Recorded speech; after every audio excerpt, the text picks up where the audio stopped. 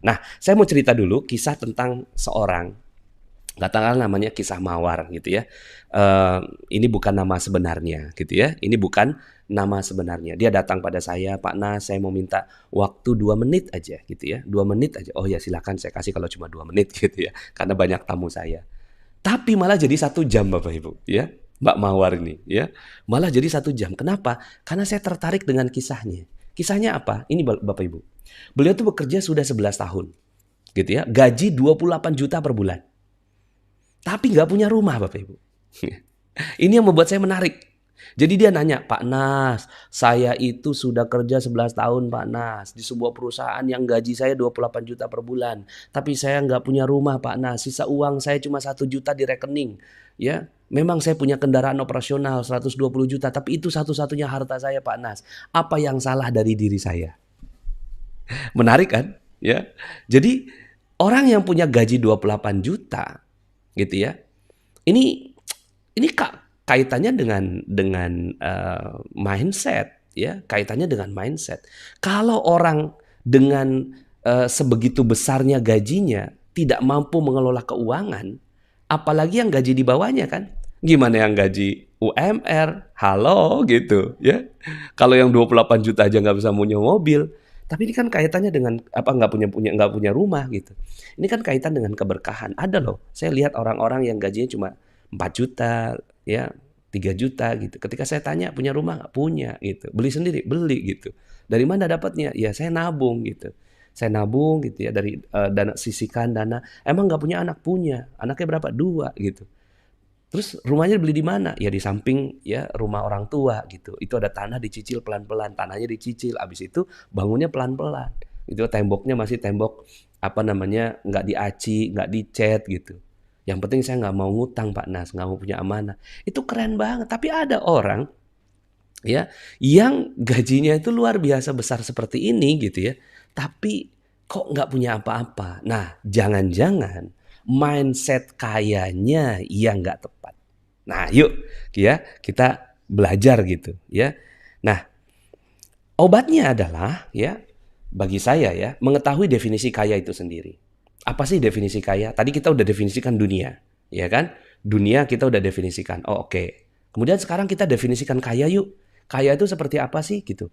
Nah, setelah kita mendisiplin, apa setelah kita mengetahui definisi kaya, kita disiplin loh dalam melakukannya gitu. Dalam merintis jalan kaya itu. Sepakat nggak Bapak Ibu? Sepakat ya? Jadi mengetahui definisi kaya. Ini yang akan kita bahas nih. Gitu ya. Mengetahui definisi kaya. Dan disiplin dalam menjalankannya. Jadi mengetahui definisi kaya dan disiplin dalam merintis jalan kaya. Jadi kalau saya tanya nih, teman-teman semuanya jangan-jangan nggak tahu nih. Apa bedanya kaya dan miskin? Kalau bahasa magnet rezekinya tidak kaya gitu ya. Apa sih bedanya gitu? Di mana bedanya? Anda ngelihat orang bisa nggak Anda lihat bahwa ini orang kaya nih gitu? Bisa nggak Anda lihat? Itu orang kaya tuh gitu. Bisa nggak? Nggak bisa Bapak Ibu. Nggak bisa. Jadi kalau kita ngelihatnya pakai mata nih, gitu ya, pakai mata, oh itu orang kaya gitu. Berarti Bapak Ibu mendefinisikan kaya dengan tidak tepat. Di situ uh, punca persoalannya, sebab persoalannya, ya. Di situ sebab persoalannya karena kita keliru dalam ya kita tidak tepat dalam mendefinisikan kaya. Ada orang naik Alphard, oh itu orang kaya. Enggak Bapak Ibu, enggak begitu. Ya. Ada orang yang dia nggak punya apa-apa gitu, punya cuma pakai sendal swallow ya. Swallow. Sendal jepit itu, ya. Terus kemudian dia ininya rombeng. Dia kaya nggak? Gitu ya. Dia miskin nggak atau nggak kaya? Belum tentu Bapak Ibu, belum tentu. Jadi Anda nggak bisa ngelihat dari fisiknya. Nah, ini yuk sama-sama kita rapihkan dulu mindset kita. Sehingga akhirnya Bapak Ibu nggak ini loh, nggak terjebak sama Doni Salmanan, kemudian Indra Kents gitu loh. Ya. Yang kemarin-kemarin rame itu loh. Ya kan itu triliunan loh Bapak Ibu. Kripto sekarang gitu kan. Ya. Ini kenapa? Karena kita nggak tahu definisinya gitu. Dan begitu banyak channel YouTube di luar sana yang menjelaskan tentang teori-teori kekayaan dan segala macam, Anda jadi kebingungan kan, gitu. Nah, jadi teman-teman semuanya ya, kalau Anda udah tahu nih definisi kaya ini, Anda nggak akan ya kegiur sama yang namanya Indra Kents itu. Mohon maaf ya saya sebut nama ya, karena kan udah jadi kasus yang dibicarakan gitu loh. Ya, Indra Kents ditangkap gitu. Kenapa? Ya karena dia kelihatannya kan wah kaya gitu kan, dia punya mobil mewah gitu kan, Instagramnya bagus gitu kan, mukanya mulus gitu. Itu orang kaya? Enggak Bapak Ibu, ya. Enggak. Oke, nah sekarang ya kita mau definisikan kaya. Kaya itu seperti apa Pak Nas? Nah yuk sama-sama kita masuk ke grafik ya. Grafik ini grafik yang akan saya sampaikan kepada Bapak Ibu semua. Ini benar-benar saya tuh Bapak Ibu ya, dengan grafik ini saya jadi betul-betul paham yang namanya kaya itu apa gitu. Jadi definisi kaya itu benar dan kita bisa meraihnya ya. Nah, jadi saya ini kan dengan balok ini Bapak Ibu ya. Saya bagi atas bawah ya. Kemudian ini ya. Dan nanti saya mau kasih PR sama Bapak Ibu boleh nggak? Bapak Ibu harus bisa menjelaskan ini ke orang-orang. Misalnya nih, istri dengerin kajian ini, maka jangan kasih video ini ke suami tapi Anda yang jelaskan grafik ini ke suami gitu. Ya, Pak, tadi tuh Pak gitu. Saya tuh dapetin materi seperti ini gitu, ya. Dapetin materi seperti ini kok kayaknya bagus. Yuk kita bahas yuk tentang definisi kekayaan kayak gini gitu, ya. Jadi tantangannya adalah PR. PR-nya adalah Anda menjelaskan ini ke keluarga Anda. Ya, secara ambil kertas, tulis, coret-coret gitu ya. Ya, jadi supaya semua jadi paham tentang kaya dan tidak kaya. Oke. Saya pakai warna merah sekarang ya.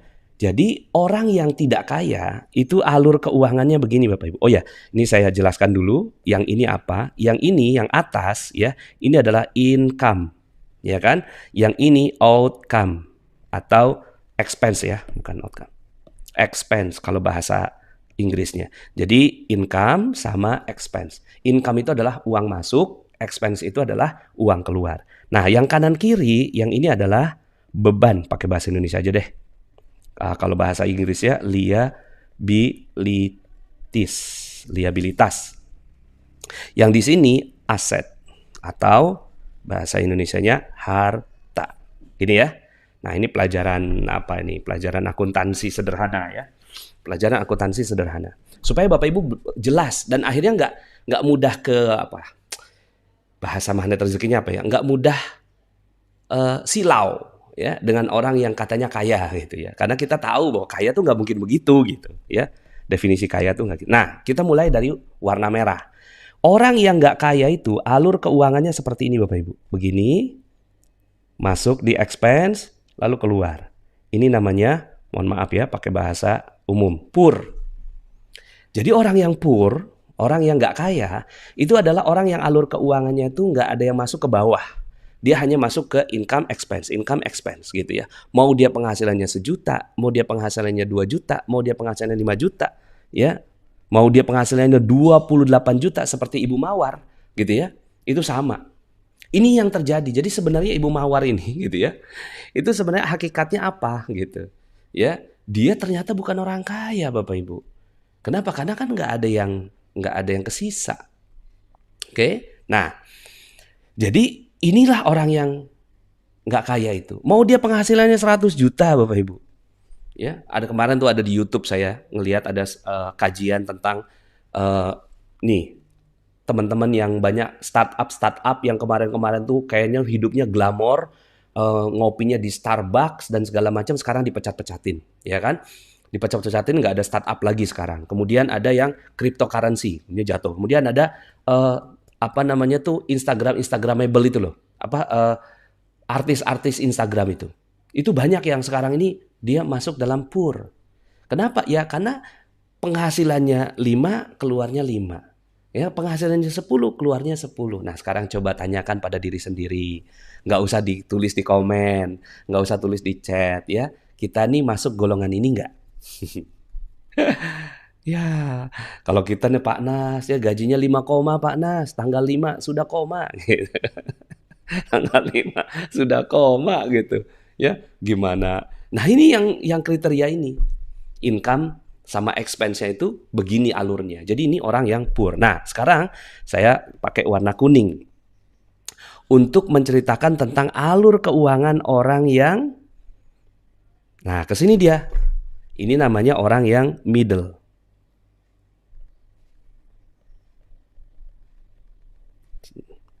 orang yang middle class. Orang yang middle class. Orang middle class itu ya selebgram ya, selebgram. Nugen TV nih ikut nih. Wah, ternyata nyimak juga abang kita ya. Nah, jadi ya, ini yang warna kuning nih ya. Orang middle tuh beli apa? Nah, beli liabilitas. Apa bedanya? Ya, apa bedanya harta dengan beban? Bedanya di sebuah kata. Namanya cash flow. Oke. Kalau cash flow-nya out, dia adalah beban. Kalau cash flow-nya in, itu adalah harta. Gitu. Ya. Jadi ini yang membedakan itu. Jadi kalau seandainya dia beli rumah nih. Rumah itu beban atau aset? Tergantung. Ya, di situ tuh. Rumah itu beban atau aset? Tergantung. Kalau rumahnya itu cuma ngeluarin duit doang dan nggak ada yang masuk, gitu ya, nggak ada yang masuk, berarti rumah ini adalah rumah beban. Ya, keluar listrik, keluar air, keluar gas, keluar internet, gitu ya. Tapi nggak ada yang masuk. Maka rumah ini adalah rumah beban. Contoh, ada seorang yang dia tinggal di Jakarta. Di Jakarta itu dia ngontrak, gitu ya. Punya rumah lah katakan. Dia tinggal di Jakarta, punya rumah gitu. Terus kemudian pada saat dia kerjaannya bagus gitu, dia masih bisa tinggal di Jakarta tuh. Dengan penghasilan katakanlah 15 juta per bulan gitu. Masih ada uang masuk, ya dia istirahat di situ gitu ya, dan segala macam. Terus ternyata dia pekerjaannya itu ya dikatakanlah berganti pekerjaan, udah nggak di situ lagi dan gajinya sekarang tinggal 8 juta. Tapi dia masih memaksakan diri tinggal di situ. Maka sebenarnya rumah itu yang awalnya menjadi aset sekarang sudah menjadi beban. Nah, teman-teman semua, Anda kalau mau jadi kaya, itu Anda harus tahu betul dan Anda harus benar-benar memutuskan, mengetahui ini beban atau aset. Ya. Ini beban atau aset. Ya. Nah, rumah itu, terus kemudian contoh-contoh lain. Ya. Contoh-contoh lain, rumah, kendaraan. Ini saya tulis di sini ya, rumah, kendaraan. Tapi kendaraannya yang ngabisin duit, ya kan? Terus kemudian utang atau mohon maaf ya, amanah. Ini adalah beban. Piutang juga sama. Piutang itu beban teman-teman semua. Jadi Anda gampang nggak misalnya nih ada orang datang gitu kan, Bu Pipit, Sri Subekti gitu. Saya itu gitu ya, nggak punya uang gitu, minta tolong dong saya pinjam dulu gitu. Terus hati terenyuh tuh Bu Pipit tuh, biasa kan gitu kan, kita orang Indonesia tuh. Kemudian akhirnya kita pinjemin gitu. Terus pada saat dipinjemin, udah batas waktu, terus kemudian kita pengen nagih gitu. Banyak nggak kejadian galakan yang ditagih? Nah itu beban. Ya, jadi piutang itu beban. Makanya kalau seandainya itu sebisa mungkin Anda nggak memberikan piutang. Ya, ingat-ingat kata-kata yang ada di warteg sebelah sono ya, warteg tetangga itu ya. Ya, di situ ada tulisannya tuh. Jepang hancur karena bom. Warung hancur karena bon. Nah, itu dia. Ya, bon. Ngebon dulu ya gitu. Ya, James Bond gitu ya. Jadi piutang ini, jadi Anda gini, kalau ada teman datang, kan Anda juga nggak mau orang pelit kan, menjadi orang yang kikir gitu, nggak mau. Ketika orang datang gitu ke Anda, maka apa yang Anda lakukan gitu? Dia minjem nih 1 juta. Aduh mohon maaf ya kalau 1 juta saya nggak bisa kasih. Tapi ini 100 ribu nggak usah dikembaliin gitu. Ya 100 ribu nih saya nggak usah kembaliin ya. 50 ribu lah. Yang misalnya Anda sanggup 50 ribu ya kasih 50 ribu. Mohon maaf ya saya nggak bisa kasih lebih gitu. Dan ini kalau kamu nggak balikin juga nggak apa-apa. Tapi kalau kamu balikin alhamdulillah gitu. Jadi mulai dari sekarang Anda harus tahu kenapa selama ini keuangan Anda nggak pernah berhasil. Nih, piutang. Udahlah utang, piutang. Ya. atau amanah. Kalau bahasa kita kan sekarang amanah. Ya kan? Kredit, pay letter. Nah, ini nih. Kredivo. Ya. Ajarin nih, ya. Itu tuh beban. Gitu. Ya. Beban itu. Nah, orang yang middle biasanya begitu. Orang yang middle tuh biasanya dia pengeluarannya itu dipakai untuk membeli gitu kan, liabilitas ini, membeli beban. Kemudian nih, ibu-ibu yang sering ke mall, barang-barang lucu. Ya. Barang-barang lucu itu beban, liabilitas. Coba dibeli gitu kan, nyampe di rumah, kenapa tadi beli ini ya? Gitu kan. Oh, karena diskon. Gitu. Karena diskon, tahu-tahu menjadi beban di rumah. Dipakai kagak. Cuma jadi menu-menuin tempat. Akhirnya kita ngerasa, kenapa ya rumah saya kok sempit banget? Bukan rumah yang sempit, barang yang kebanyakan. Tuh, barang-barang lucu, mubazir. Kongko-kongko. Ya. Kongko-kongko nggak jelas. Minumnya di Starbucks. Pengen ikut gaya. Ini gaya-gaya hidup. Makanya obat dari ini ya, Bapak Ibu silakan dengerin audio saya berjudul Jurus Kerangkeng Uang. Kerangkeng Uang. Anda harus kerangkeng karena uang itu seperti hewan yang liar. Ya. Hewan itu ya seperti apa? Uang itu seperti hewan yang liar. Kalau Anda nggak kerangkeng, dia pasti pergi, Bapak Ibu. Nah, begitu juga dengan uang itu. Anda harus mengkerangkeng. Jadi udah jelas ya di sini. Terus kemudian Bapak Ibu di sini riba. Nah, ini ada yang namanya tangible liabilitas, ada yang intangible liabilitas. Tangible ini artinya yang ketahuan, yang memang kelihatan gitu barangnya itu, beban yang kelihatan. Tapi kalau ada beban-beban yang nggak kelihatan dan bahkan kadang-kadang kita nggak tulis itu. Gitu. Seperti misalnya sekolah anak.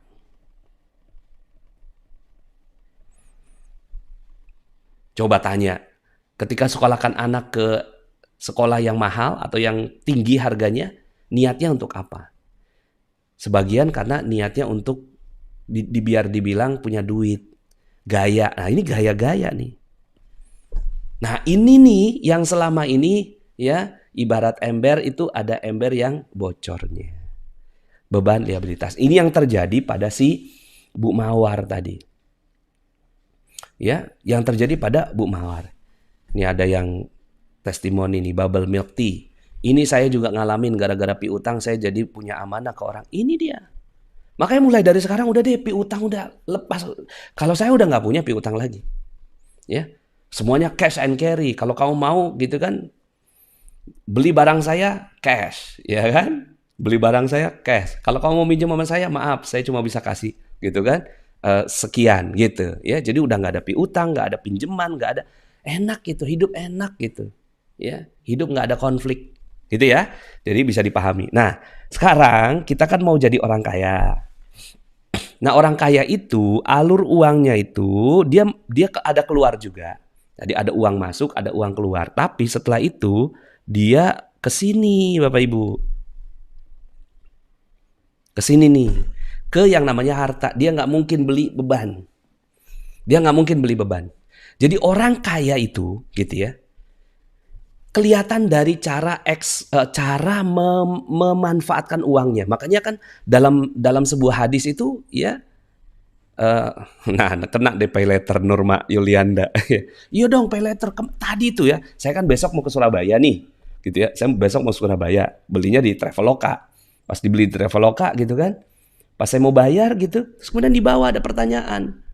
Itu mau dicicil selama 12 bulan, idih enak aja. Beli tiket aja pakai dicicil gitu. Cuma kan bagi sebagian orang yang masih punya gaya hidup mencicil, pay letter segala macam, itu menggoda loh. Hati-hati, itu menggoda banget. Ya, dan itu udah deh. Ya, mulai dari sekarang lepaskan itu. Ya. Nah, jadi teman-teman semua, kalau Anda mau jadi orang kaya, gampang caranya. Ya, gampang caranya. Yaitu masukkan uang Anda ke yang namanya aset harta. Sehingga one day, suatu saat, ini kan di sini nih, ya kan? Titiknya begitu. One day, suatu saat, si ini akan masuk ke begini. Ini yang membedakan orang rich. Ya. Jadi alur uangnya itu malah masuk ke in. Ya, seperti misalnya rumah sewa, kos-kosan, dia punya kos-kosan. Mungkin dia adalah seorang guru, tapi dia punya kos-kosan, punya pom bensin, punya villa, punya rumah makan gitu, ya. Ya. Nah, itu namanya aset, harta, kos-kosan. Apalagi ya, Gojek. Ya kalau Gojeknya memang memungkinkan ya, atau saya nggak usah sebut merek deh, kendaraan sewa. Kendaraan sewa, kos-kosan, kendaraan sewa. Termasuk juga diantaranya gitu ya, ilmu. Hari ini nih Bapak Ibu, sekarang gitu ya. Bapak Ibu sekarang ini ngikutin materi saya. Ini ilmu, ilmu ini aset Bapak Ibu. Aset. Ya. Aset yang berharga. Emas. Properti. Ya. Dinar. Oke, ada yang tulis dinar. Yes. Beli dinar, dinarnya dinar KR ya. Nah, dinar khairul razikin ya. Nggak promosi, ini cuma jualan ya. Enggak lah ya. Ya, niat kita untuk berdakwah. Jadi teman-teman semuanya ya, perhatikan di sini ya. Paper aset, saham, tapi sahamnya syariah ya. Kalau sahamnya nggak syariah, masuknya di riba. Riba jadinya liabilitas secara intangible atau secara nggak kelihatan. Tapi kalau sahamnya syariah masih oke lah. Cuma memang kalau saya sih nggak sarankan Anda di saham. Pernah satu ketika gitu ya, Robert T. Kiyosaki gitu ya, guru keuangan dunia, itu ditanya gitu. Yang mana yang kamu mau beli? Sahamnya Apple apa sahamnya Tesla? Gitu dia bilang. Ditanyakan sama pewawancaranya. Hah? Kata dia gitu. Dia langsung kayak kaget gitu. Buat apa saya beli itu semua gitu. Tuh coba bayangkan Bapak Ibu. Ya, orang kaya dunia itu nggak mungkin beli paper, itu nggak mungkin Bapak Ibu. Ya. Itu hanya orang yang sok kaya. Orang middle ini disebut sebagai sok kaya. Sok kaya. Ya. Jadi beli aset, beli stok itu udah bukan merupakan opsi bagi orang yang sebenarnya kaya gitu. Dia tuh pasti membeli aset real yang bisa dipegang gitu Bapak Ibu, ya. Boleh desa wisata, boleh beli kebun. Ya, kebun yang menghasilkan, ya. Kebun-kebun yang menghasilkan. Nah, jadi Bapak Ibu, sebenarnya Anda bisa mulai kaya dari sekarang. Jadi jangan nunggu nanti 5 tahun lagi baru Anda kaya. Ini mindset yang harus Anda ganti hari ini. Ya, jadi kalau ditanya kapan Anda mau kaya? Today. Coba tulis di komen. Ya, kapan saya mau kaya? Hari ini. Nah, tulis ya. Kapan saya mau kaya? Tanda tanya, jawab sendiri. Hari ini. Yes, today. Hari ini. Hari ini Anda kaya. Udah langsung kelihatan gitu loh Bapak Ibu. Orang kaya itu dari apanya? Dari expand-nya. Ya, wah insya Allah saat ini, yes, kaya. Kapan saya mau kaya? Hari ini, yes. Keren ya, di chat ini langsung cek gitu ya. Today is the day. Hari ini adalah hari di mana Anda kaya. Jadi mulai kayanya itu di mindset dulu. Mindset bahwa Anda beli gitu kan sesuatu yang memang Anda pegang. Jadi barangnya tuh barang yang real. Jadi jangan mau digoda-goda beli kripto. Ya, kripto tuh bukan aset Bapak Ibu. Kripto tuh di sini.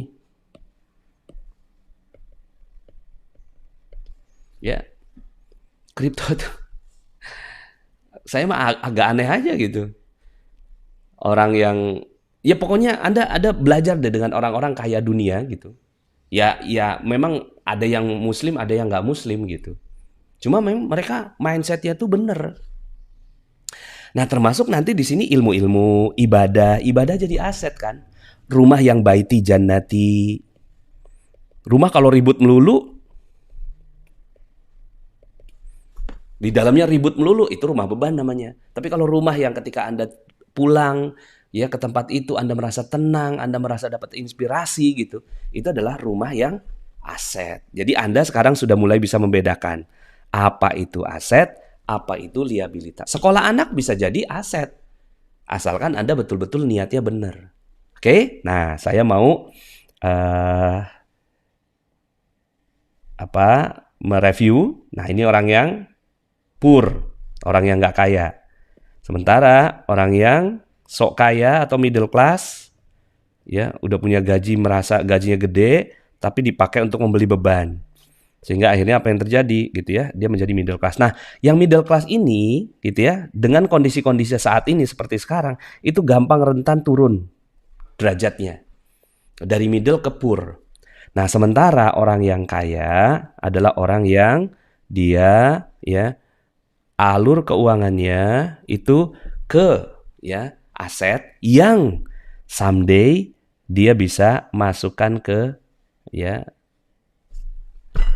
pemasukan in-nya ya. Nah, ini disebut sebagai rich. Nah, jadi kelihatan kan Bapak Ibu ya? Kelihatan ini di screenshot, ajarkan ke suami, suami ngajarkan ke istrinya, orang tua ngajarkan ke anaknya, anak ngajarkan ke orang tuanya, tetangga ngajarkan ke tetangganya. Ini dibahas cuma memang kajian kayak gini nih nggak dibahas di masjid ya. Coba ya, khutbah Jumat. Ma'asyiral muslimin, sidang Jumat yang dirahmati Allah. Hari ini kita akan belajar tentang kekayaan. Kayaknya enggak ya, nggak pernah denger ya. Nggak ada. Di pelajaran khutbah Jumat nggak ada. Makanya kita syukurilah ya. Padahal dalam Al-Quran tuh banyak ayat-ayat ya tentang tentang mubazir, kan nggak boleh mubazir, harta segala macam itu diajarkan gitu. Tapi ketika ke masjid udah nggak diajarin semua itu. Ya, hari ini dan seterusnya. Kalau income masih pas-pasan, strateginya bagaimana? Kalau income pas-pasan, langsung aja Anda beli emas. Langsung Anda beli emas yang harganya mulai dari 40.000. Kalau di Magnet Rezeki kan ada MR Gold, harga mulai dari 40.000. Walaupun silakan Anda mau beli emas merek apa silakan. Cuma nasihat saya adalah Anda beli yang spreadnya paling rendah. Artinya ketika dijual kembali itu nggak jatuh banget, gitu. Nggak jatuh banget. Jadi misalnya nih Anda punya gaji, gitu ya. Anda punya gaji, katakanlah suami 3 juta, istri 2 juta, gitu. Berarti kan 5 juta nih. Anda langsung jadi orang kaya hari ini. Gimana caranya? Langsung sisihkan beli 500.000, belikan emas. Pak Nas, nyimpennya itu loh Pak Nas. Nyimpennya di mana gitu, nanti bingung. Ya Anda harus, kalau Anda mindsetnya begini, maka Anda mindset nyimpen ini namanya. Mindset menabung. Makanya ada surat Yusuf. Ya, surat Yusuf itu ada ilham. Ilhamnya 7 sapi kurus memakan 7 sapi yang gemuk. Nah, itu kan tanda semua. Diajarkan oleh Allah Subhanahu wa Ta'ala dengan surat Yusuf itu. Jadi Anda punya 5 juta, langsung 500.000 beli emas, Anda langsung jadi orang kaya udah. Anda langsung jadi orang kaya. Pak Nas, emas itu kan pertumbuhannya nggak terlalu bagus. Gimana kalau seandainya saya mau beli yang lebih bagus? Ya, saran saya, Anda kalau punya uang di bawah 1 tahun, ini 1 tahun, ini 7 tahun. Ya, kalau punya uang antara 0 sampai 1 tahun, ini nggak usah dijadikan sebagai emas. Ini biarin aja ke digital aja. Maksudnya di bank ya, di bank syariah BSI misalnya. Tapi kalau uangnya 1 tahun sampai 7 tahun, itu belikannya emas. Jadi tergantung nih, Anda mau punya uang yang nggak bakal dipakai nih selama 1 tahun sampai 7 tahun, belikannya emas. Kalau di atas 7 tahun, belikannya properti. Belikannya properti. Nah, disinilah dakwah Magnet Rezeki. Dakwah Magnet Rezeki itu ingin mengajak ke emas dan properti. Makanya besok gitu ya, saya juga ngisi secara daring di Tegal. Kita bikin lagi kafling durian gitu. Emas kita bikin. Karena memang inilah bisnis-bisnis akhir zaman ini ya. bisnis akhir zaman. Nah, jadi terjawab ya. Mau Anda punya penghasilan 5 juta, ya udah langsung aja 500.000. Karena kaya itu perlu disiplin. Seperti yang tadi materi saya ini, ya, disiplin merintis jalan kaya. Mulai dari 500.000 tiap bulan, nambah. Waktu itu ada ya. Seingat saya itu tukang pecel. Dia tuh ketika ngelihat MR Gold, lalu kemudian yang dia lakukan itu dia beli gitu untuk nabung haji. Bayangkan Bapak Ibu, dia nabung haji, ya kan? Dia nabung haji, ya. Nabung hajinya itu beli MR Gold yang seharga 70 ribuan tiap bulan. 70 ribu, 70 ribu, 70 ribu, naik lagi jadi 120 ribu gitu kan, terus gitu ya. Terus gitu, dia beli selama lebih kurangnya 8 bulan. Bapak Ibu kira-kira nih, kalau tiap bulannya cuma 70 ribu, 70 ribu, 70 ribu, pergi hajinya kapan kira-kira? Pergi hajinya kapan? Nggak tahu kan? Mau berapa tahun tuh 20 juta kekumpul untuk dapetin kuota ONH biasa. Tapi Bapak Ibu, ajaib si ibu ini gitu kan, dapat kuota haji setelah lebih kurang 8 bulan nabung emas. Kok bisa? Ternyata orang tuanya udah beberapa tahun yang lalu meninggal dunia dan dia udah daftar haji. Dan ternyata diumumkan sama Kemenak itu bahwa porsi haji orang tua yang sudah wafat itu dikasih ke dia. Itu kan luar biasa. Itu kan namanya keberkahan. Dia juga nggak ngerti ilmunya. Tapi ketika dia udah mulai nabung haji, gitu kan, nabung haji, dia nabung gitu ya. Emas itu ada keberkahannya. Emas itu ada berkahnya. Ya. Nah, so teman-teman semuanya, ya, ini saya supaya lebih enak ya, kelihatannya lebih profesional, bukan tulisan tangan. Saya tulisin kayak gini lah. Jadi aset itu emas, properti, bisnis sampingan, rumah sewa, rumah baiti janati, kendaraan sewa, saham syariah, dan lain-lain. Untuk beban itu kredit, utang atau amanah, piutang, rumah kendaraan, traktir berlebihan, kongko-kongko, barang-barang lucu.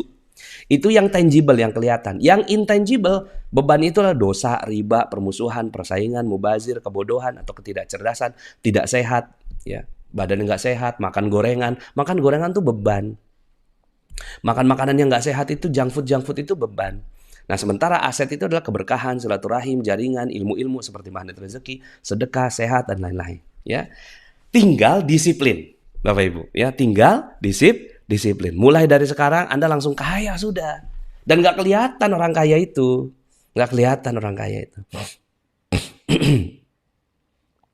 Anda investasi di ilmu. Seperti misalnya di Tuban, Bapak Ibu ya. Waktu itu ada yang disebut sebagai kampung milioner kan? Kampung milioner. Kampung milioner. Ada yang tahu nggak ceritanya tuh? Ya, kampung milioner. Saking tempat itu mau jadi ada minyaknya gitu kan? Terus apa yang terjadi Bapak Ibu? Ya, udah selesai. Bedanya adalah, ya waktu itu dia beli mobil, beli apa segala macam. Itu karena apa? Kebodohan, ketidakcerdasan ini nih. Ya, nih ketidakcerdasan. Uang yang ada gitu kan, dipakai untuk beli mobil apa segala. Karena mindset yang nggak jelas gitu loh. Kaya itu dia pikir mobil. Apa yang terjadi Bapak Ibu setelah itu? Uangnya habis. Bedanya apa? Dulu punya sawah, sekarang nggak punya sawah. Padahal sawah itu aset. Coba bayangkan. Ya, ini ada pertanyaan. Emas untuk perhiasan atau emas yang seperti apa baiknya Pak Nas? Kalau emas perhiasan itu turunnya jauh. Ya, turunnya itu kalau emas perhiasan ya. Jadi emas nih, ada emas. Kalau mau beli emas ini kan ada pertanyaannya. Emas. Pertama ya, perhiasan.